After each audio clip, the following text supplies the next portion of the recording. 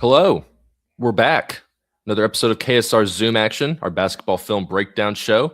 Zach Gagan, joined as always by my friend, co-host, Brandon Ramsey. Brandon, how are you? You are in an undisclosed location right now. What's your current situation looking like? My current situation, I am on the way to Kansas City, in fact, for EYBL Session 3 this weekend. College coaches are not allowed in the gym this weekend, but fine folks like myself are allowed as media into the gym. So we're going to get some kind of a quieter look at some of these guys for a lot of the Kentucky targets. Guys I think it's like, Kentucky's offered what, 18 guys in the 27 class. 27. Yeah. I'm pretty the sure entire top 12 as well. And I think it's like 13 or 14 of those 18 are EYBL kids.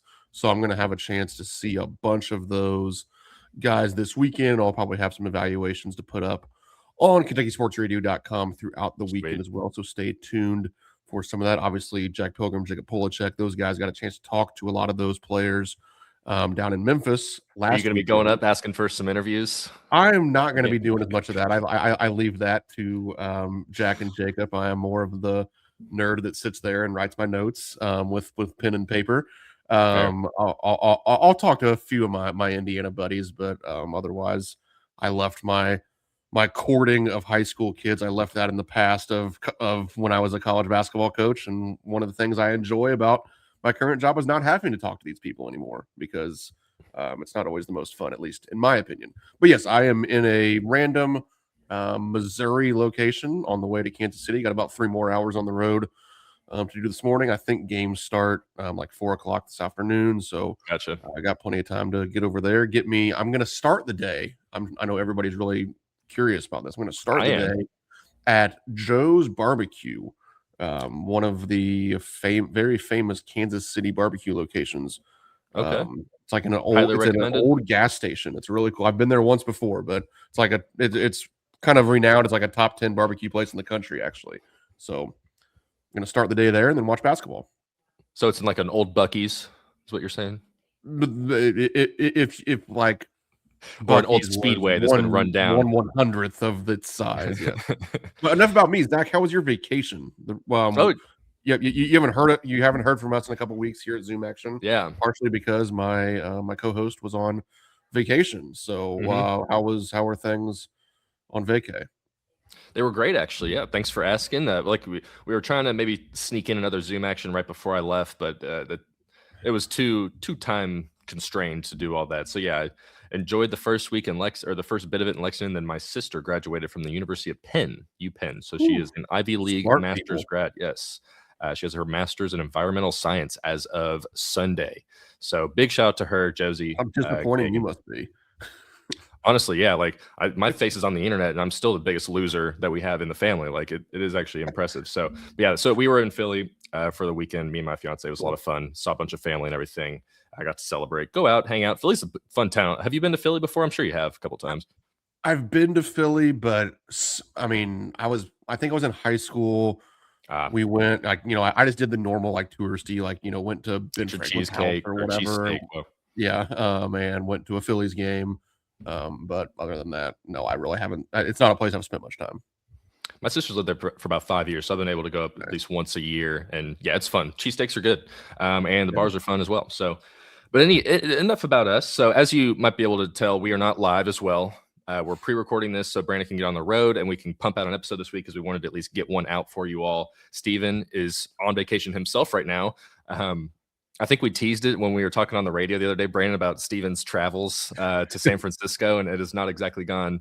I think it's gone better for him over the last few days. I think they got it turned around. I think they're on the right path, but he was struggling from what he can tell. So I'm excited. Eventually, I'm sure he'll come onto a show and talk about it. We'll make him do it on the next Zoom Action. But with that being said, we're going to be a little bit producing on the fly type stuff here. So that's another reason to make it pre-recorded. Helps with that a little bit.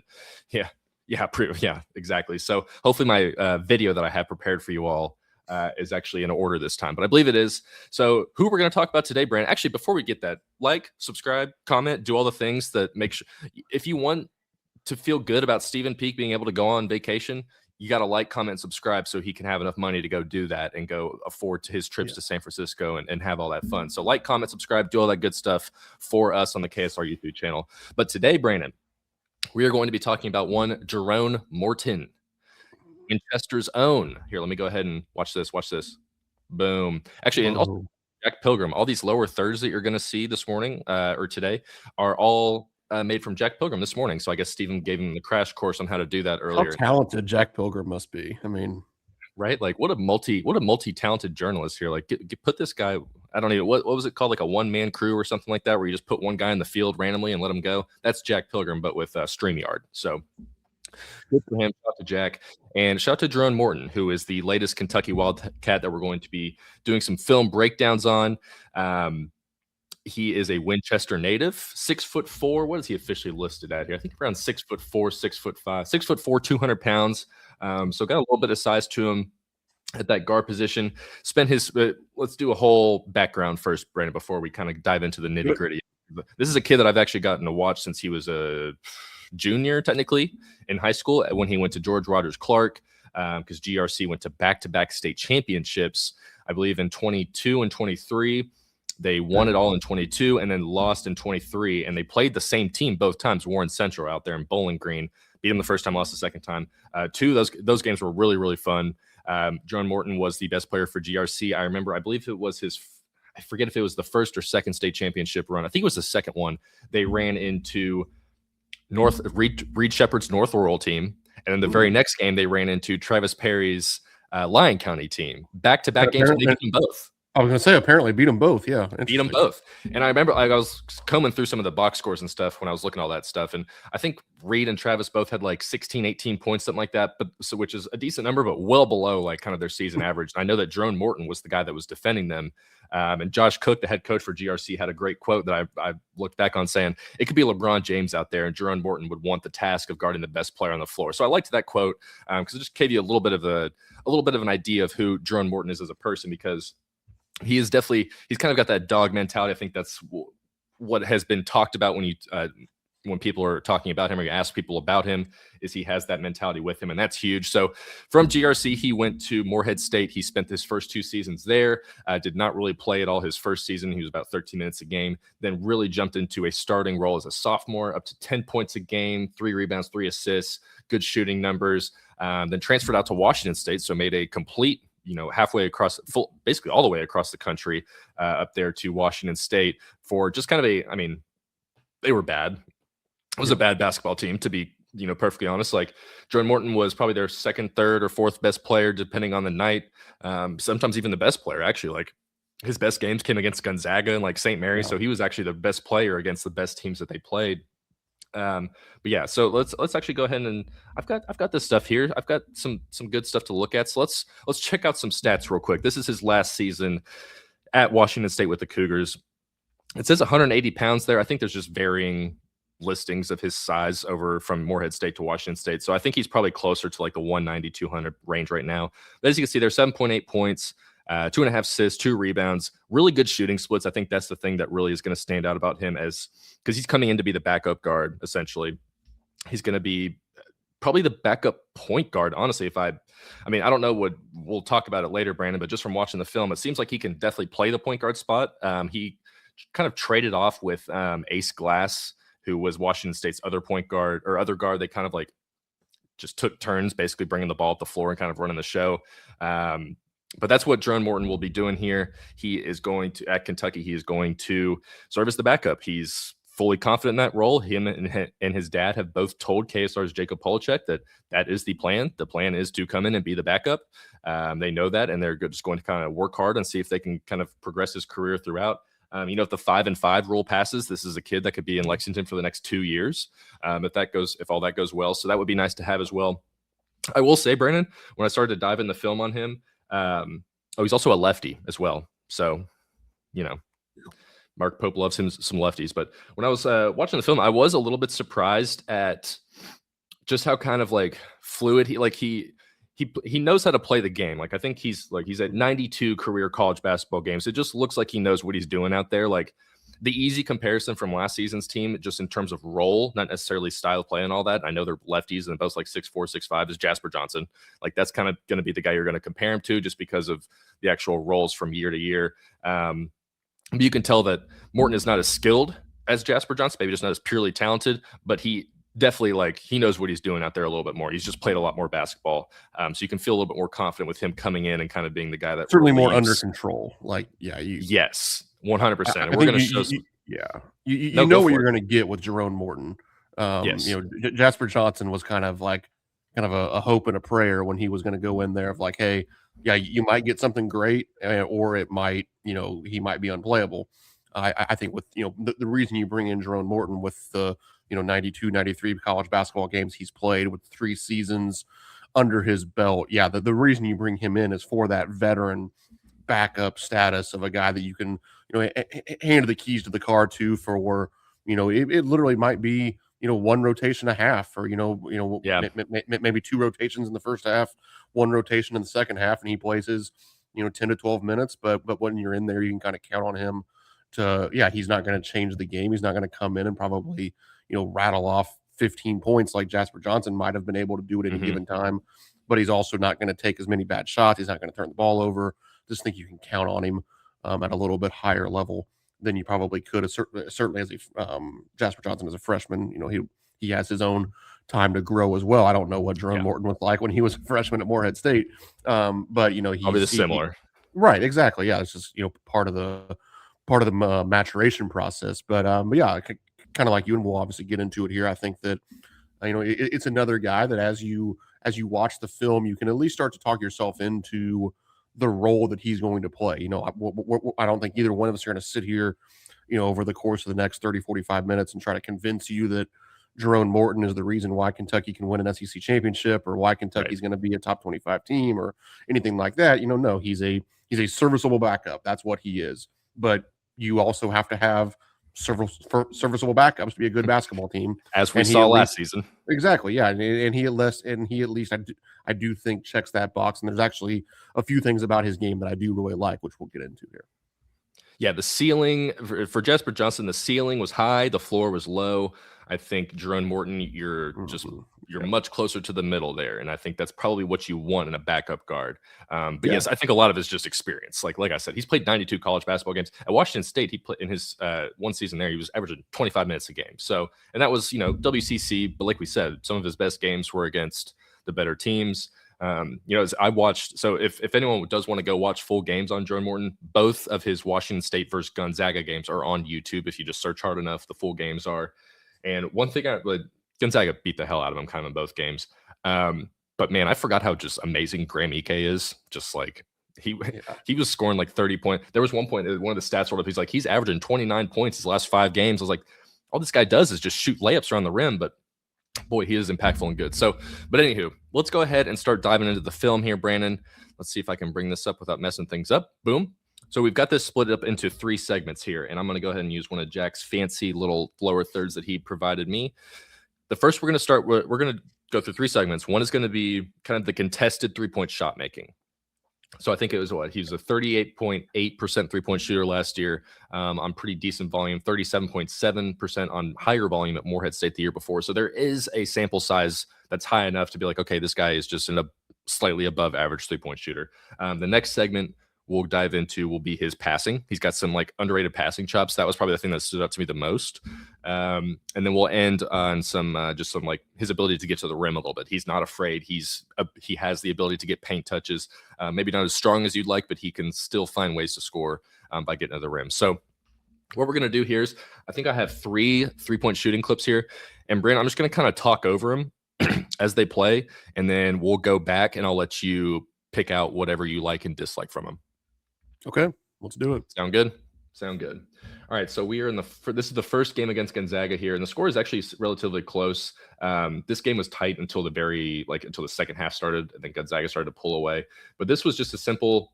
Jeron Morton has to get the ball. Shot clock's running low. Step back 3 right in the guy's face. Boom, big shot right there. Similar stuff on this next play. He's going to get the ball. I don't know what the shot clock is like here, but he likes a matchup he sees, gets him into a step back spot. Boom, another nice, beautiful, pretty left-handed three there. Again, third time's the charm. We're going to see another one right here as well. Gets the guy that he wants on him, steps back, boom. Those are some just easy, well, not easy. Those are tough shots, but like those are shots that you would see Jasper shoot a lot. And I thought Jeron Morton was just a little bit more, he felt more confident. At least from the games I watched, all of those shots pretty much went in. So I'm sure there's some variance there. Well, sometimes those shots won't go in, but he does have the ability to come in and step in and make threes, contested threes, tough threes, like a guy that can go get you a bucket if you just desperately need one. And Jasper Johnson could do that for Kentucky at times. So you're kind of going to get an elevated version of that. I think one of the stats that really stood out to me, Brandon, let's see if I can find it right here real quick. I can't actually. It's probably in here somewhere. Okay, yes. 45.2% of his threes were unassisted. So most of, and that's like a solid, that ranked in the second percentile. So like unless like 90% of your threes were assisted, you were going to be under the 90th percentile. So he was very, very low in the fact that a lot of his 3-pointers that he made were just unassisted. Or his percentage of made threes were unassisted, which kind of gives you, it speaks to what we just showed here on these plays, is that he can go get you a bucket. He can get a three without having it to be like a catch and shoot. Like he can kind of create for himself. And he hit his threes at a really high clip as well, like 43.3% from on above the break threes. And that's where he got most of his shots were above the break. And he hit a bunch of those, even higher than his regular percentage. So whenever he gets into the spots here, and I think at least 3 of these are mostly, well, that one's not above the break, but you get what I'm saying here. So Brandon, I'm going to let it rewind here. Go ahead and just kind of give me your takes on his 3-point shooting. Yeah, so it's interesting with Jerome Morton, and obviously you started to touch on it there with the number of threes that are unassisted that he shoots and makes. Obviously, all 3 of these clips showcase those sort of shots, and it was something that stood out to me both on film and then when I went into some of the synergy data and started looking at things. And his 3-point shooting off the dribble is significantly better than his catch and shoot 3-point shooting, and that is in contrast. One of the things we spent a lot of time talking about here on Zoom Action, especially with the other guards being Zoom Diallo and Alex Wilkins, was, I think it was easy for Kentucky fans when those guys got signed to, you can be excited about the playmaking and all that. And that they were super high usage, but also super high assist rate. Everybody liked that. But there were some immediate thoughts of like, do we have enough shooting in the backcourt? Because for Diallo and Wilkins, their raw 3-point shooting numbers aren't over, they're not going to jump off the page at you. But, we spent some time here in Zoom Action breaking it down, and both of those guys are pretty high percentage catch and shoot 3-point shooters. And we explained why with each of their playmaking abilities, they're going to, create shots for one another, as opposed to they were in situations where they had to create their own shots at their previous stops. And we are cautiously optimistic that their 3-point numbers at Kentucky can trend more towards those catch and shoot numbers from the past, which are high 30s, compared to their overall 3-point shooting numbers, which involve a lot of off the dribble threes, which are more low 30s for those guys. Morton is the exact opposite of that. Here is the synergy data. I'm just going to rattle off a few stats here. Give it to me. Yeah, Morton on catch and shoot 3-point shots last season at Washington State, 31.6%. Obviously, not the worst, but nothing exciting there, 31.6%. However, his 3-point shooting off of the dribble, 44.2%.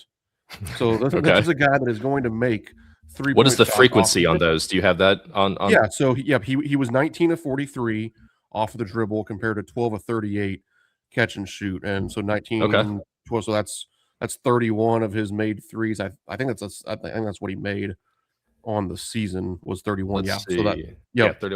So 31. Obviously it's also not like it's not the highest volume by any means. I mean, he was largely he was a starter last year at Washington State, but it wasn't like he was a main guy, so he's not being asked to do a ton. He's certainly not going to be asked to do a ton at Kentucky either, but he fits that mold of guys that you've heard me talk about a million times on this show and in other platforms, of guys that can make 1 3 a game at 33% or higher. Like that. Oh, yeah. That's what I want to fill the roster with. And I think that he is a guy certainly that, I mean, he's done that for 2 straight years now of college basketball. He did it at Morehead State as a sophomore. He did it last year at Washington State as a junior. I think that can continue But yes, it's certainly going to be more off the dribble. I also looked at his 3-point shooting off of ball screens. He was 47.1% shooting threes off a ball screen. So that's, Beautiful. shooting behind, by pulling up and shooting behind it if they go under, different things like that would be those sort of shots. And clearly with how comfortable he is off of the dribble, I mean, the clips we're showing here, kind of some more tough step backs and things like that. But he's certainly a guy that's going to make you pay if you go under a ball screen or if you get hung up on a switch or anything like that. He's a guy that can really make you pay in those situations. And I thought too, it was interesting. And this goes towards his overall playmaking ability, certainly his ball handling ability. But as a pick and roll ball handler, he was 83rd percentile in usage as a pick and roll ball handler last year. So pretty high usage, and then ranked 87th percentile in points per possession as a pick and roll ball handler. That rates as excellent on Synergy. So that certainly is good. Similarly in isolation, which is what you see in all three of these clips, 98th percentile in the country in points per possession via isolation. So pretty darn good. Yeah. Again, by no means are you just like, well, hey, all right, good. We got Jerone Morton. Just give him the ball, get the heck out of the way, and see what he does. No, that's not going to be the plan. But it is encouraging to know that you have a guy that has proven at a relatively high level of college basketball that he is capable of doing some of those things. When you're in the 98th percentile of points per possession in isolation, that means that you can go get a bucket. And sometimes we know, probably one of Kentucky's issues, if anything, the last couple of years has been how often offense had to be manufactured. It wasn't always super easy for Kentucky to get a bucket. In year one, the offense as a whole, it just operated so well that you were able to manufacture a ton of that offense. Last year, we couldn't dribble well enough to manufacture offense, and the players weren't good enough to go get a bucket. And I think that, certainly with the playmakers and Alex Wilkins and Zoom Diallo now backing those guys up with Jeron Morton, for all the reasons we've talked about, I continue to think that the playmaking ability, the shot creation ability, the shot making ability of a lot of these guards is going to be higher this coming season for Kentucky than it was this past season.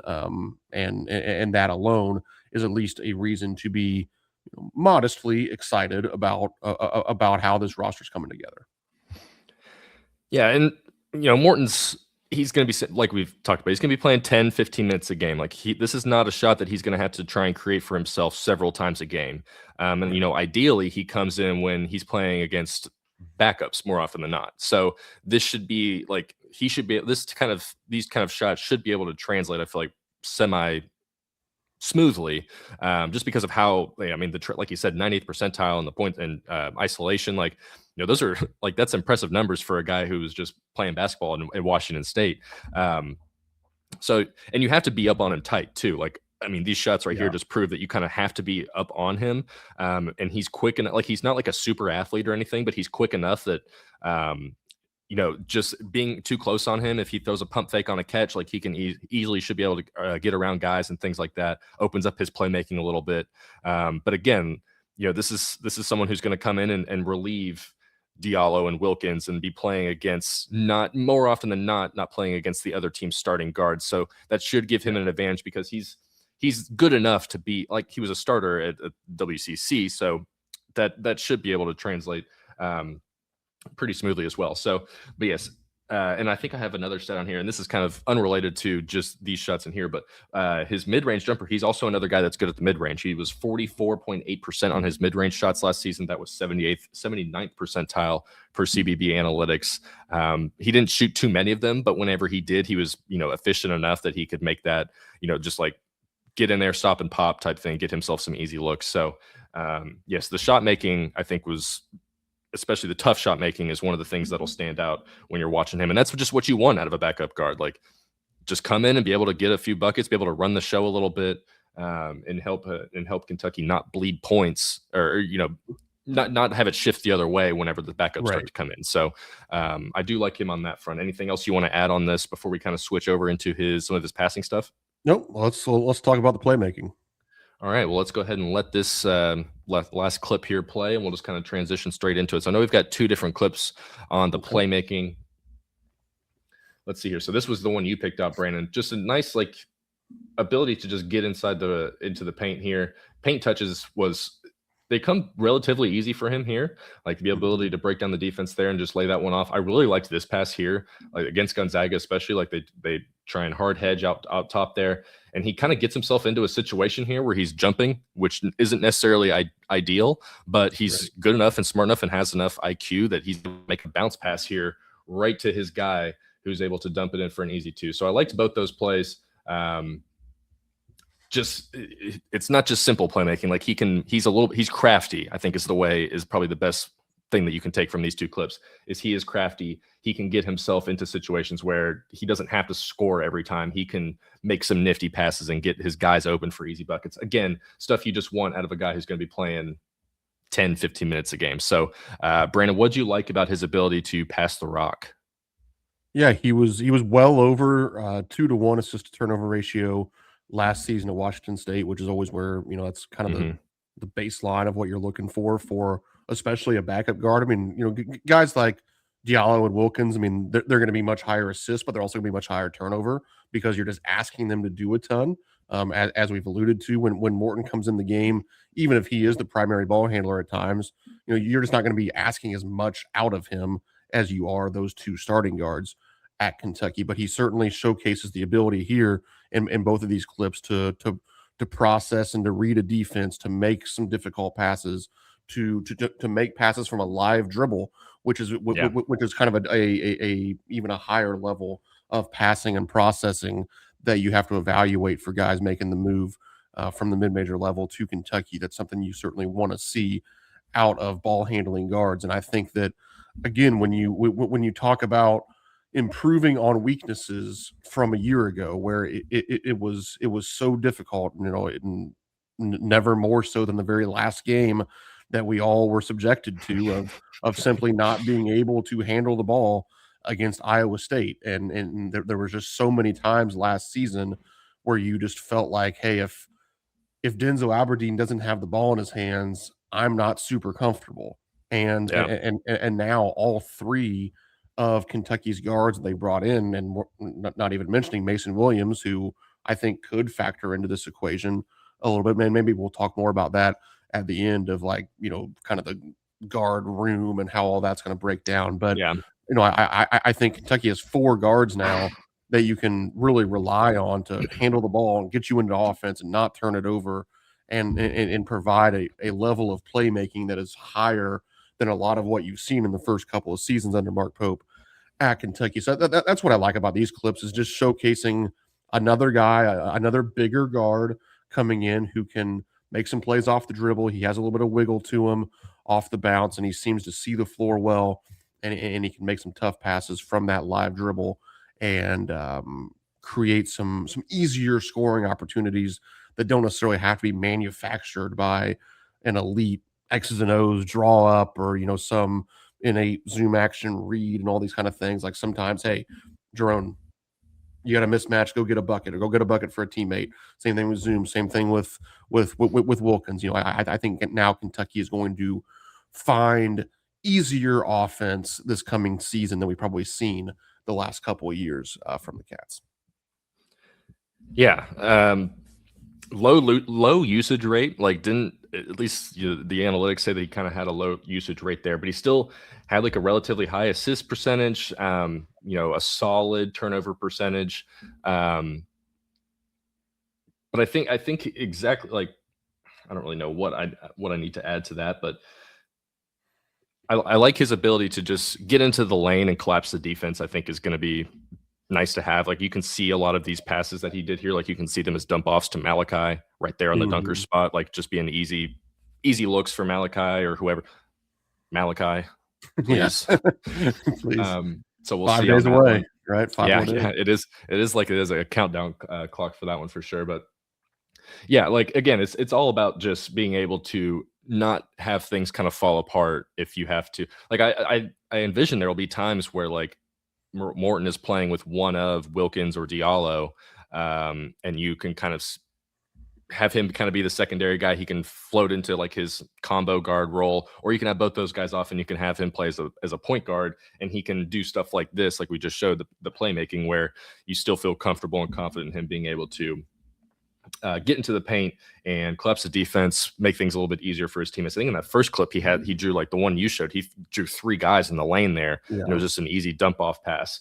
And then the one that I brought up was just, I mean, that was just fancy. Like that was just being good at basketball. Like maybe, I don't know if people were looking at the score of that one. I think Washington State, I'm looking at it right now, they were down 39 points. So just ignore that part of all that. But because their team was terrible and that Gonzaga team was really good. But yeah, so that was what immediately stood out. And there was other plays too. Like he's very much a left-handed guy only too. So like he's pretty much only going to try and get to his left hand. Like he wants to shoot with his left hand. He wants to pass with his left hand.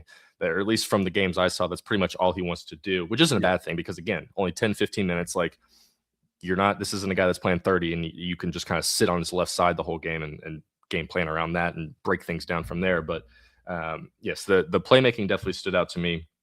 I think I had another stat on him that I wanted to talk about. No, maybe not for the playmaking at least, but yeah, there's not too much more there to talk about with it. Just that he's comfortable, confident, and has played enough games that you can feel good about him coming in and continuing to run the show. So anything you want to add to his playmaking skills before we continue on here? Nope. Third and final segment. Let's do it. Let's do it here. Let's go. Let me make sure I got my tough shot making right there. Boom. Okay. All right. So we got 2 more clips here. I think these are both mine. I don't know. Yeah, I think these are both ones that I found. These are both from Gonzaga games here. This is just tough getting around a pick and roll, making a tough. Like this was a shot that you would see Jasper. Yeah. This is a shot that you would see Jasper try and take last year.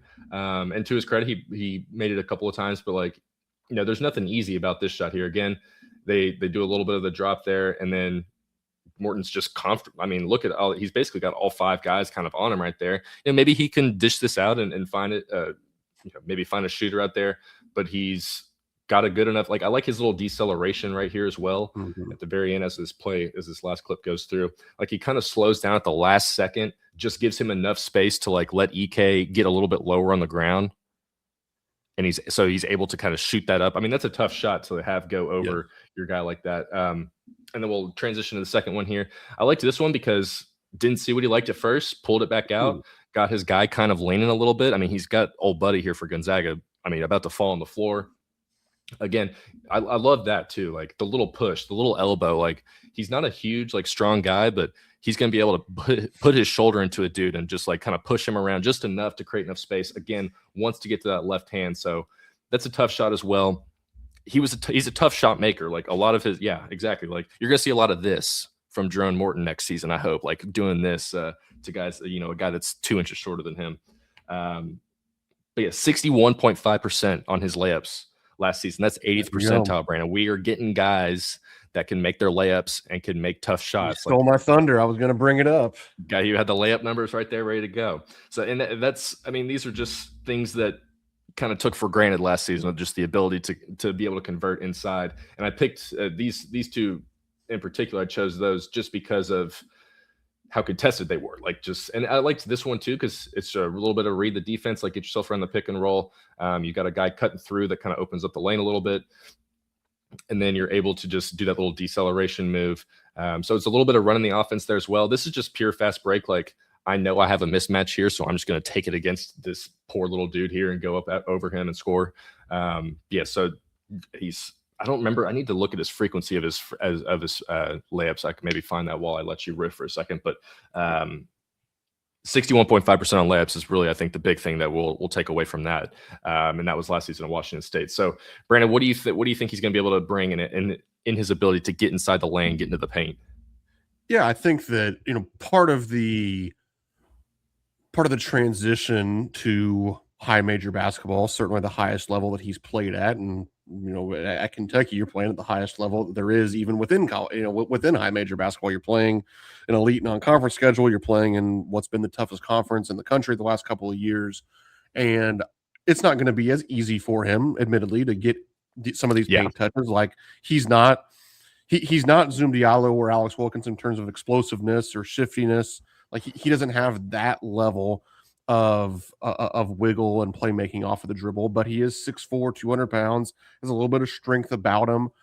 does have that change of pace, change of direction ability that you've seen in both of these clips.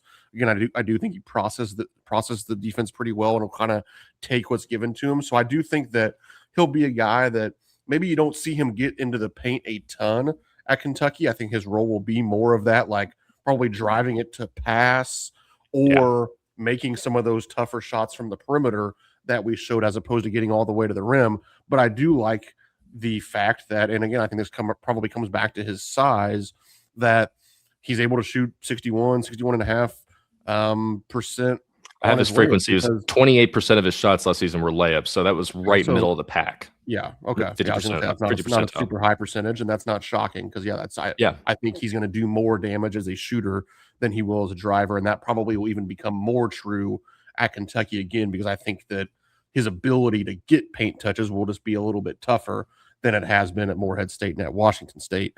But yeah, I mean, we watched it for a couple of years now, and it probably was even a bigger issue last year than the year before, just not being able to make layups. Like, for as good as Otega Owe was, he wasn't a super consistent finisher at the end of his drives at times. Even Denzel Aberdeen had some issues with that. Certainly Jasper Johnson off the bench, there were times Colin where something wild would go up. Colin Chandler was certainly a better perimeter threat than he was. If he wasn't going to be able to elevate and dunk it, he wasn't a very successful layup finisher. If all 30 NBA teams could now join, I would remind you that Malachi Moreno shot 41% on layups in the half court don't want that, last season as well, even though he was 7 feet tall. So maybe that would be a reason to not draft him and let him come back to Kentucky so we can improve on that number this year. But yeah, seeing a guy like this be able to finish, I mean, that's what you want. Again, I don't think he's going to shoot a million layups at Kentucky, but I sure as heck want him to make the ones that he does shoot. And I think he has some of the pace and the physicality and the size to do so. That's what I see from these clips, especially with how it translates. I said at the beginning, and I'll kind of reiterate it here. I feel like that bringing him in, especially with his ties to Kentucky, I do think he's going to be a guy that, for whatever that's worth, and he probably gets overplayed a little bit, but like, he is a guy that's going to be playing for the front of the jersey a little bit. Like, Coach Pope likes having those guys. He's been open about that. Yeah. Maybe even a little bit too much at times, but I do think, especially for I want my veteran guard to be like that a little bit of like, a guy that's going to buy in, and like, he's not going to, I mean, I also want him to be competitive, and I think he probably is, but like, I think he's cool with playing 12 minutes a game. It doesn't mean that he's not going to try and work hard and beat somebody out or whatever, but like, if his role was to play 12 minutes a game and average 6 points and 2 assists, I think he's going to embrace that and think it's really cool that he gets to do that as a senior at Kentucky, having been a guy that won a state championship at Rupp Arena.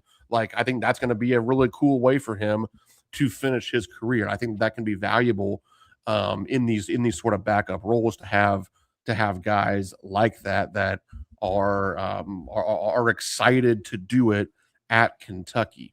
And I think that he's going to have a little bit of that to him. And where I was going with that was that I do feel like what you're going to get from Jerone Morton. And admittedly, as we said, that's not the most exciting proposition, because also I know I'm not going to get anything earth-shattering. Like, I'm not going to get a guy that is going to come in and make 50 threes this year. I'll be shocked if that happens. I don't think he's going to average double.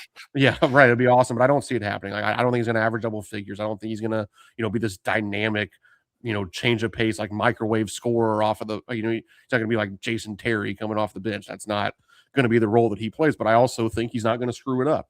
And again, like, is that the standard for Kentucky? Like, hey, you know what? We're going to be really solid. We're not going to screw it up this year. No, it's not. We all know that.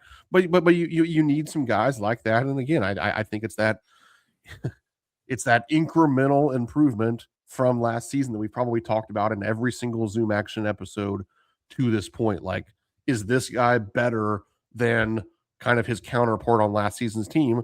And a lot of times we've said yes. Now, the question remains, and what I would probably consider the problem right now is that it is very much incremental. I don't think that there's been massive improvements to last year's roster so far this offseason. Now, there's one Iowa State wing there. Yes, yeah. There's two big things. They're kind of 1.5 big things that can change the outlook a little bit. One, obviously locking in Malachi Moreno. That would, I think a lot of us are still kind of counting on him being the starting center, but obviously everything changes if he's not.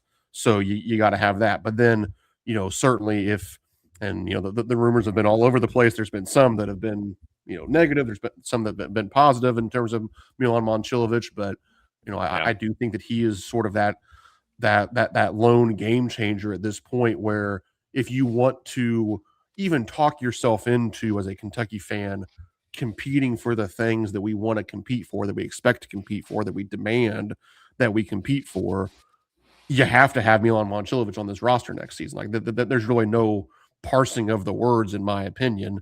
And we don't have to dive into that super far. This is a Jeron Morton show, but I do think that that's what we're talking about with some of these guys. We'll probably come back and do another one of these shows on our boy Big Frank at some point. It's kind of the same deal. Like, yeah, you know what you're getting. It's solid as a backup. It's not super exciting. We're not going to sit here and try to make it super exciting. That doesn't mean that it's bad. It just means that, like, hey, he ain't changing the game. And probably the only Zoom action that we're going to do between now and the start of next season where we're going to get super excited is if we get to do one on Milan Momcilovic. And then we can start talking about some things that are fun for Kentucky. Otherwise, we're just going to be talking about what we've done. Like, yeah, he's solid. He helps you not stink. Like, and I think that's what you're getting right now out of Jeron Morton. Yeah, absolutely. Like, I don't want like what I'm saying to be like taken the wrong way about Jasper, but like I think a senior Jeron Morton will be a lot better for Kentucky than what a freshman Jasper Johnson was. Like if you swapped those roles, if you had a senior Jasper Johnson versus a freshman Jeron Morton, you'd obviously most likely take the Jasper Johnson. So, but I do just like, and to your point about having the front of the playing for the name on the front of the jersey, like you do want guys like that. Like it's kind of a bit at this point, like it's become a joke a little bit, but you do want a couple of guys like that. Like you got Trent Noah, Reese Potter, like locker room guys, like guys that if you need them to come in, they can. Like they're not going to, moan and complain about their role. I think Jeron Morton's in that similar boat there where, yeah, man, you just needed a guy that can come in and play 10, 15 minutes. And it's hard to find those guys that are just willing to do that are actually decent enough to like be contributors and be valuable, especially in the NIL era. And, Kentucky was able to make that happen. So, yes, I'm good with Jeron Morton. I think he's going to be a good player at Kentucky. What the thing I'd like to just kind of recap what we've talked about with him. I just really like how he's not afraid. Like you can tell that he wants to, like, he's not afraid to go into the rim. We'll see how that all changes when he's playing in the SEC and things like that, but he's not afraid. The kid has played a ton of games in Rupp Arena before he even got to college. I don't know how much that actually means in terms of, playing there when it's filled with Kentucky fans, 20,000 Kentucky fans as opposed to like 7,000 high school fans. It's going to be a little bit different, but he has played in these big stages before. He's played a lot of college basketball. You can tell that he has like a willingness to want to do things that maybe last season's guards maybe didn't as often. And that's, get to the rim, get paint touches, hit tough, uncontested shots, take those shots as well. Get past, be creative passer as well. So I like all the little intangibles he's going to bring as a backup guard. I think that's awesome. Defensively, Brandon, you've talked every time I bring up defense, you're like, I don't care because I just want him to score points. And to like, I agree to a point. But eventually you are going to have to play a little bit of defense. But at least with Morton, like, he's, like I said, he's not the most athletic. He's not the fastest, but he tries hard. Like one of the Gonzaga games, he was trying to back tap a bunch, and I was like, it just wasn't successful. I was like, you got to be a little bit more, front of body, like get in front of these guys. And then in the second Gonzaga game, it felt like he did do more of that, where he was trying to be in front of guys. Still kind of got overpowered because like he still is only 6'4", 190 or whatever it is. So like he's good at lowering his shoulder on offense. On defense, he's not as good as like taking the same thing to like the same shoulder to the chest. But again, a lot of that won't matter if Malachi Moreno is the guy that's sitting down there waiting in the paint anyways. So you just kind of get him back. But yeah, so I would give this a good grade for Pope of bringing in a Jeron Morton, a kid that would have come, would have walked from Washington State to come here. You get him to be your backup guard, veteran, proven scorer, local kid, good attitude, Not afraid. So I like all those things. All those Yeah. they're just they stand out to me. I'm sure there'll be things that we'll complain about in the middle of the season that he's not doing, but for right now, like we like him, and I'm very excited to get to talk to him when he gets on campus and kind of pick his brain about what his life has been like since leaving Winchester. So I'm sure it's been crazy. But all right, Brandon, we're at 45 minutes here. Let's go ahead and start winding down a little bit. Let's just talk about, because like we did the radio show for Steven the other day, but we really haven't talked about, at least in a while, you and I's just the general thoughts on the Malachi and the Milan situation. So we'll spend the last 15 minutes kind of talking about that, or however long we go. But we'll start with Malachi first, because obviously that's the big thing. Like Kentucky has to have him back, or it's just what the hell's going to get. Like we like Big Frank. We'll do a Zoom action on him next week probably, but he can't be your starting center next season. Like that would kind of he was the backup center for Washington or whatever it was, or like I think maybe he was the starter next to Hans Steinbeck. I forget exactly how that worked out with them, but yeah. So like, you got to get Malachi back. The draft ranges are all over the place. Like, I was looking at, I will say that most of the mock drafts, like there's only a couple that are really putting him in the first round. And one of those is Kevin O'Connor with Yahoo Sports, who like is just going back and forth. Like one day he'll have him at 23rd. The next day he has him at 38th. The next day he has him at 24. So I don't really know exactly what's going on there.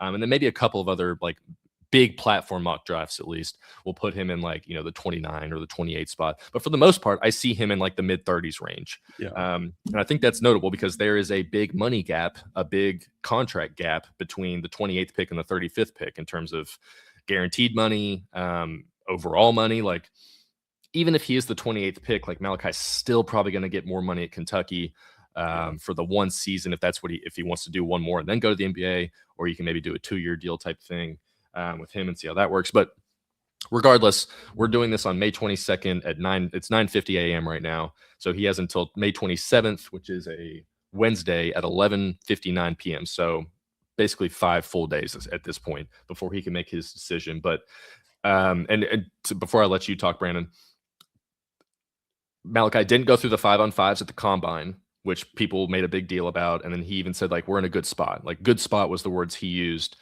when talking in interviews with reporters in Chicago. And a lot of people have interpreted that.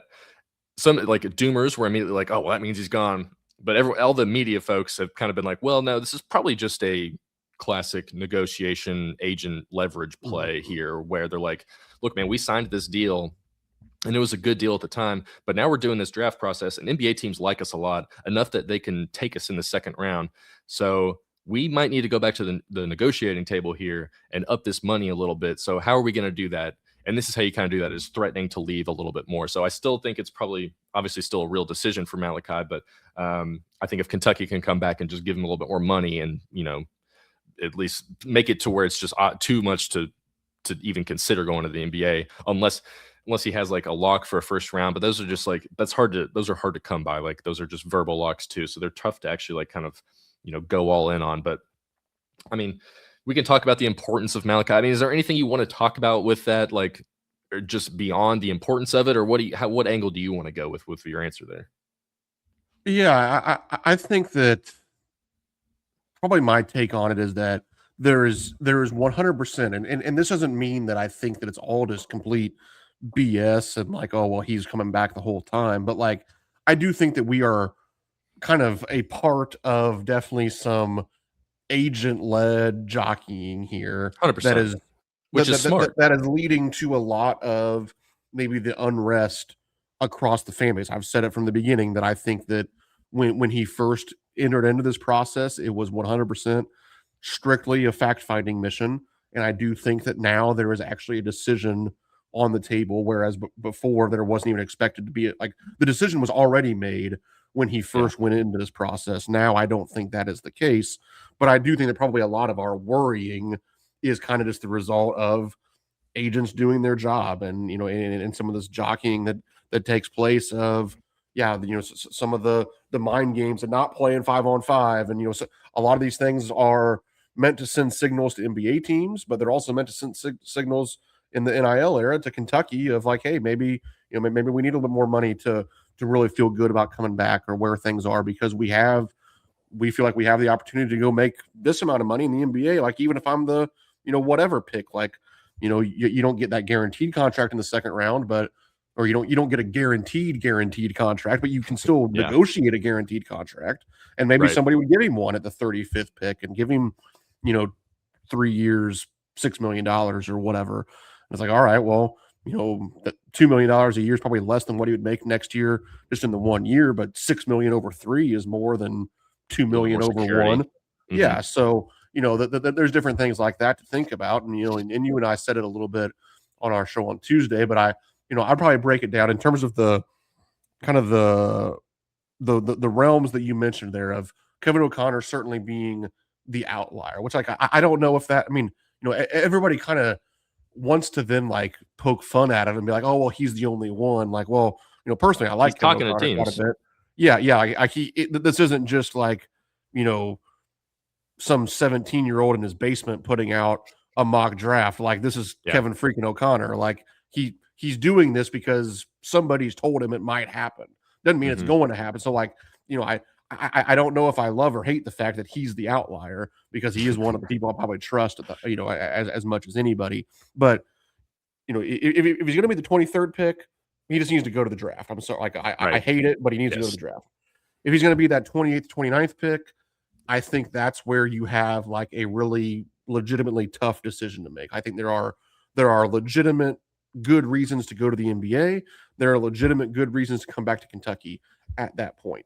If he's going to be the 35th pick in the NBA draft, I think he should come back to Kentucky. Kind of almost no questions asked about it. So, like, I do think that we have, sort of the spectrum of options here in front of us in terms of, whatever the truth is. I think that there are varying decisions to be made if you're Malachi Moreno at this point. Obviously, I don't think you or I, either one of us, know what the truth actually is in terms of, where those mock drafts land. And quite frankly, even at this point, it probably does actually change a little bit on a day-to-day basis. Because, I think he might he's be still doing done. interviews. No, He's still doing interviews. I don't know if he still Yeah. has workouts with anybody, because he just finished his kind of pro day, but Yeah. certainly still talking to some people and all that. And obviously too, part of it is other people's decisions. I mean, quite frankly, a big part of him even becoming a first round discussion was of an attrition based proposition of, that there's been several guys in that first round realm that have announced they're coming back to college. Well, guess what that That's does why to everybody? Otago is probably going to get drafted, is because of that. Exactly. Yeah. So, it starts to shift everybody up, and we probably shifted everybody up, 5 to 8 spots this year because of guys, with legitimate first round grades deciding they want to come back to college. So it can change on a day-to-day basis. I still, if you made me make it as a pick today, I'd probably say he still comes back. I think he'll end up at Kentucky, just because, quite frankly, maybe it's wishful thinking, maybe it's my own thoughts, creeping in too much and not thinking about it from an NBA standpoint. But, like, I just can't imagine spending a first round pick on him. That's no crazy shade at Malachi Moreno. I think he has a chance to be I think he has a legitimate chance to be a lottery pick at some point in his career. I just don't think that's today, and I don't think he's a first round pick today. So, that's just my opinion. But, if somebody else has a different one, well, then we might be in for some hectic times ahead here in Big Blue Nation. But at least we do know there's either light or darkness at the end of the tunnel, and it's coming on Wednesday, May 27th. Yeah. So we're almost there. And I imagine if Malachi doesn't come back, you're probably not getting Milan. I would imagine. I mean, well, maybe that's not fair to say, but you just have to think that if Milan's looking at the rosters of the teams that he's going to consider, like if Kentucky doesn't have Malachi Moreno, it's like, well, that's, that might knock him down a peg or something. But kind of back to Malachi, like, you're right. Unless he's in that like 20 to 25 range, and even if he is in that range, like, you're still most likely going to go, like, when you read some of these scouting reports and stuff and the combine stuff and post combine reports, like, a lot of it is like Malachi has potential, like there's raw skills there, like a lot of it is based on nobody's drafting him to play him. Exactly. So even in the 20s. Yes, exactly. So if you're Malachi, let's say you get a spot, like you can go 22nd in the draft or whatever to a team that already has their front court locked in, and you're going to have to come in and be the backup for at least the year, maybe the next 2 years. making significantly, well, not significantly if you're in that 20 range, but still less money than you would at Kentucky. Would you rather just sit there and kind of ride the bench there? How much does he value getting into the NBA as soon as possible, or is he fine coming back to Kentucky, playing, being a star, and then maybe projecting yourself into that lottery range where maybe some of those raw skills have picked up by this point, and then you can go to a team that maybe more needs, like a lottery teams will probably be more likely to need a guy like him at that point when he's 20, as opposed to now when he's 19, when he's still kind of raw. So I do think that just ultimately, like, even if, like, unless he gets a top 20 guarantee, it does just kind of feel unlikely from a basketball playing wise. Like 5 years ago, he goes to the draft because there's no reason to come back to Kentucky. Can't make any money. Right. But now you can get all this money. So, like, from a financial standpoint, from just a playing time standpoint, like, I think from a development standpoint, you're probably going to be like, the NBA is obviously a little bit of a different level, but you're still going to get good stuff at Kentucky. We've seen him develop year over year pretty consistently over the last 3 years, especially in his first season at Kentucky. So if you're Malachi, you don't think, well, hell, I just went from being the third string center to all SEC freshman in one season. Like, why can't I go from all SEC freshman to all SEC as a sophomore at Kentucky as well? So ultimately, I think the decision is just, it'll make more sense for him to come back. We'll see how that actually goes. I have no, like, inside information on that, but let's quickly talk about Milan real quick, because he's projected in the 30s. He's dead set focused on the NBA. He wants to be a first round pick. I think he could even maybe settle for the late second round, but he's in that, or the early second round, but he is like a mid 30s or later type guy projected right now. So, and he'd make a ton of money. I think CBS Sports Isaac Trotter said that he'd make like $6 million a year at Kentucky. And if the 5-and-5 rule comes into play, he could do 2 years. What if you signed a 2-year deal at Kentucky for $12 million, and have like an option to end it after the first season if you want to go to the NBA next off season. So I think for him, it obviously makes more sense to come back, but I think he's in a different situation where he's already played a bunch of college basketball. He's probably he's not going to develop anymore at the rate that Malachi is, because Milan's a little bit more limited in just his play style and his skill set. Kentucky, St. John's, Louisville, some other teams are kind of poking around in terms of whatever, schools might be interested in him if he does return to college. But he doesn't do much else besides shoot the ball, but man, he can shoot the hell out of the ball, and like a game changer shooter as well on the wing there that can kind of get his points in various ways from the perimeter and kind of right inside the perimeter. And he can get to the rim a little bit as well. So just quickly, impact from Milan, any Milan thoughts you've got? So my thoughts on Milan and his decision, it is quite a bit different than that of Malachi. Like, I forget what the saying is exactly. I think Coach Calipari used to invoke it of, like, This will be good. Don't trip over pennies on your way to millions, or something to that nature. And I think that's like for Malachi, I do think that he has something to think about in terms of, yes, I can make my 2 to 3 million whatever in college basketball, and while doing that, potentially set myself up to make. There's a world where he makes $100 million over the course of his NBA career. Or heck, with the way things are now, $200 million. Milan Momcilovic, like, I don't know if that's ever going to be the case for him. Like, he is going to be a role player in the NBA, and kind of what he is what he is. Like, I don't know if there's anything that he could do next season at Kentucky, at Louisville, at St. John's, at Iowa State, anywhere in college basketball that would make him all that much different of an NBA prospect next season than he is right now. Yeah. So in some ways, that would be to say, like, hey, like, honestly, I don't care if I'm like, you can draft me 20th, you can draft me 38th, you can draft me 50th. Like, I think I'm ready to be an NBA player. I don't think I'm going to improve my stock that much, so let's just go ahead and go. Obviously, the difference for him is that the money is even more high level on the college end. And quite frankly, if he can cash in for $6 million this year, forget what even he could make as a 5-for-5 guy.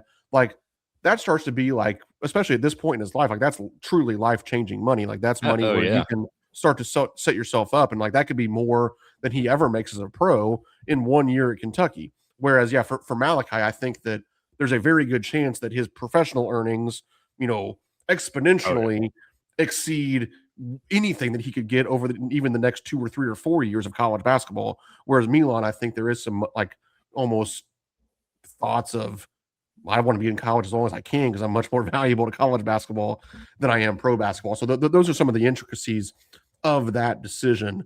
But man, I've said it, and I can get emotional at times about some of these things, but I truly mean it when it comes to Momcilovic. Like I genuinely hope that there is a level of urgency and desperation from the Kentucky staff of understanding, like, the only again, I believe in, and obviously I can be wrong. I'm not acting like I got it all figured out, but like, I think the only option for Kentucky to have a season like we expect to have is for Milan Momcilovic to be on the team next season. Like, I don't think it's going to work out how it needs to work out if he's not. And I would hope that we, if given the opportunity to even have a discussion with Milan Momcilovic, if he goes pro, there's nothing we can do about it, I guess, to some extent. Mhm. But like, if we end up at the table with him, I hope that we approach that meeting with a level of urgency and desperation where it's And like the biggest check you can sign. yeah, because I mean this really, and I've changed my tune on this honestly over the last couple of years in terms of NIL. Like, part of your job as the head basketball coach at Kentucky is to have the money to do what you need to do. So like, I don't want to hear a situation where money became an issue. Like, that's on Coach Pope to make it not an issue. And if he can't do that, then he's not the man for the job, quite frankly. Like, yeah, I mean, do I like? Does it seem insane to like pay somebody $8 million to come? Yeah, it does. But like, again, It ain't my money.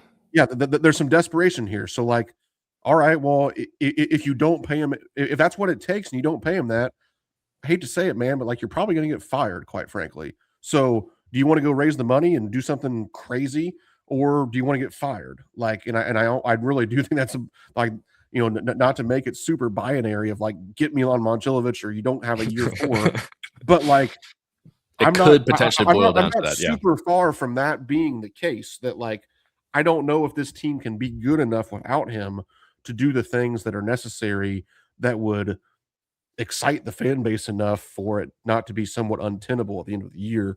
And we can always dive into that more as things progress. But yeah, I think that, yeah, you just have to do what you have to do kind of to get him if that becomes an option. Yeah, I mean, I totally agree. Like, you just kind of have to get him. Like, I think they could still be a good, solid team without him. Like, you can get yourself back to the round of 32 maybe without him if Malachi comes back too. But if you do add Milan, you can start. You can talk yourself into the goals being a little bit higher than they are right now. Luckily, Brandon, we have the next 4 months to just sit and do nothing but talk about it. So that's awesome. Brandon, can I kind of be like a narcissistic loser for a second? I would love that. So, who was the first show to say that we should prepare for Malachi Moreno to be in the NBA draft discussion? Do you remember when that was being said? Gosh, that wouldn't have been those idiots wanna on Zoom Action. I want to say it was around December-ish, maybe back in Zoom Action. Yeah, on a show called Zoom Action where we Huh. kind of preparing, or I was already mentally preparing myself for this to be. I didn't think it would get this far, to be quite honest, but I was mentally preparing myself for this to be a whole situation where he went and tested the draft waters, and we kind of had to sweat it out a little bit. I didn't think he'd be getting 25 spots in mock drafts, but Pat yourself on the back. Pat yourself. I did, yeah. I just wanted to. Well, and you have an equally narcissistic co-host who is famous for saying that I don't just make this stuff up. So I would allow you to. You can steal my catchphrase if you want to tell thank people. you. You don't just make this stuff. Well, you and I in particular have watched Malachi for a while, so I feel like we Yes. kind of had a little bit of an upper hand there. We saw the progression firsthand. But yeah, so got to get Malachi back. Got to find a way to bring in Milan. This will all be decided probably by this time next week. Well, maybe not Milan. Who knows? Like, he could drag that out if he wanted to, really. I don't know if he'll take visits or anything, or if he's going to do any of that, or if he might just go to the highest bidder. Who knows? But that'll all be a problem for next week's Zach and Brandon. For this week's Zach and Brandon, we're talking about Jeron Morton. We'll do a Frank Kepnang. I don't know how exactly to say it, but I'll figure that out. Big Frank. Yeah, Big Frank. We'll do a Zoom action on him next week. And then, hell yeah, next Wednesday night. So, by next Thursday morning, we could know what's happening with Malachi and Milan. So it is kind of coming up quick, but that's going to do it. That's going to do it all for us here at Zoom Action. If you haven't already, if you're still here hanging out with us, like, comment, subscribe, do all the fun stuff for our friend Stephen Peak, who's on vacation right now. But otherwise, we will see you all next time. Go Cats.